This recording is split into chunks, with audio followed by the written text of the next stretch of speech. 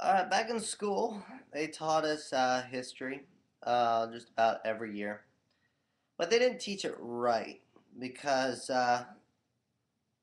there is a cyclic nature to the way history works, and it doesn't conform to the way our calendar goes from 2008 to 2009 to 2010 to 2011 to 2012 now. It goes in sort of a circle over time. And we can literally say this was about a cycle ago or another cycle ago. But anybody take out a history book and you can see that uh, history repeats itself over and over and over again. And I've always had in my mind that someday I'm going to figure out what those cycles are all about. I actually tried to come up with a system in 11th and 12th grade, you know, sort of how to map history, um, like beginnings, middles, ends. And I found that what you have to do is you look to our big matrix box that we're surrounded in and look at the hands of time, and it pretty much goes like in a circle around the sun. You know, all the planets orbit. And each one sort of gives a certain time limit. And that is the introduction to a cyclic history. Uh, and that's going with the planets Uranus, Neptune, and Pluto. What they do is Uranus takes 84 years to make a lap, to make a cycle. Neptune takes like 145, something like that. And I should have these in front of me as I'm saying this. Pluto takes about 250 years to make a cycle. But the biggest cycle, Neptune's like 175 years, I think. And then they stick to a sign. Pluto usually 20 some years with its odd orbit. Neptune 14 years. Uranus 7 years. And what this study is really going to do is cut to the archetypal reality of a lot of the myths and a lot of the history.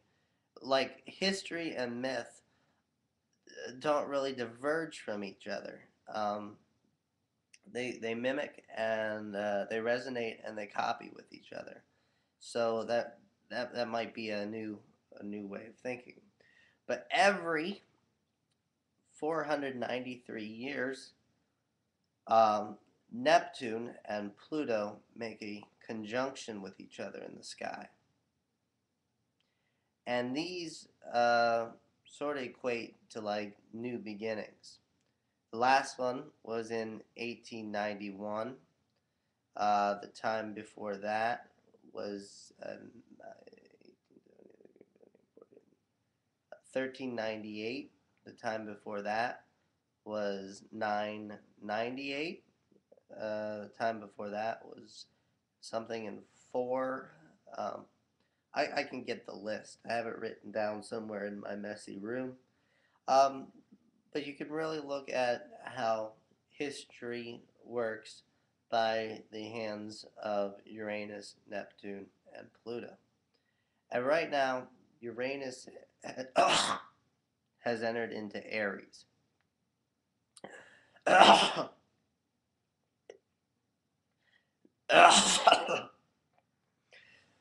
And now Uranus represents archetypically, I believe, what the Hebrew alphabet, the first letter Aleph, really is.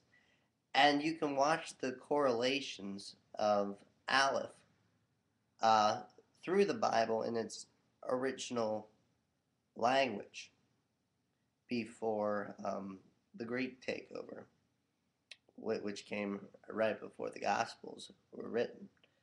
All the beginning stuff there of how Aleph is in the month of Aviv, the uh, the Israelites were taken out of who would be the Israelites? Uh, Egypt, and they're told by God to remember this day for all your posterity, for this is the day you were taken out of your slavery in Egypt, and you shall always uh, have a lamb together on this day, and there's a feast of unleavened bread. Don't put the leaven in your bread for about this time period of the year. And this is also correlative of the time with the resurrection of Jesus in the Greek New Testament. This is that time period right now. This Aleph into Aviv, into Aries, into this March portion. This Aries is the Lamb. It is the time of new beginnings. And, there's power in the blood to overcome. This period right now is a period of beginning the 84-year cycle of Uranus. Now, Uranus in Aries, the last time it was in Aries, and there's sort of a vibe and a rhythm to it. Uranus was in Aries the last time when, right before the stock market crashed. Ron Paul will always bring up about 1921 mini crash, leading up to the time that went into the Great Depression. Uranus has a lot to do with financial systems, and it's archetypical. This is the box surrounding us, and the box of our psychological understanding, our imprint of things.